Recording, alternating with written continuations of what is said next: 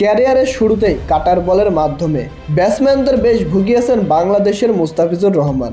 তাই বিশ্ব ক্রিকেটে কাটার মাস্টারের নামে পরিচিত পেয়েছেন বেশ। সেই মুস্তাফিজ এবার আন্তর্জাতিক ক্রিকেটে মেনে গেছেন ডট মাস্টার।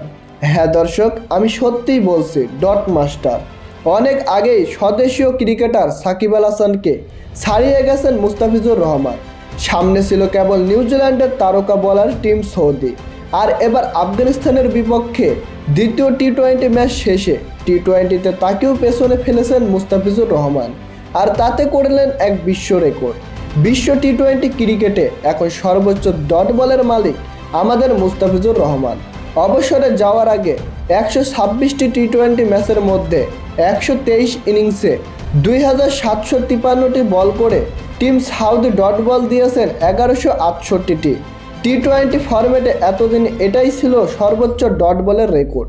তবে শুক্রবার আফগানিস্তানের বিপক্ষে টি-20 ম্যাচে মুস্তাফিজুর রহমান তাকে ছাড়িয়ে গেছেন। এদিন আফগানিস্তানের বিপক্ষে মুস্তাফিজুর রহমান 7টি ডট বল করেছেন। আর তাতেই পেছনে ফেলেছে টিম সাউদিকে আর করে ফেলেছেন বিশ্ব রেকর্ড। এই রেকর্ড মুস্তাফিজুর রহমান করেছেন টিম সাউদির তুলনায় কম ইনিংস ও কম বল করে। 120 ইনিংসে 2618টি বল করে মুস্তাফিজুর রহমান ডট বল আদায় করে নিয়েছেন 1124টি। তো প্রিয় দর্শক, মুস্তাফিজুরের বোলিং আপনাদের কেমন লাগে তা অবশ্যই আমাদের জানিয়ে দিন কমেন্ট বক্সে।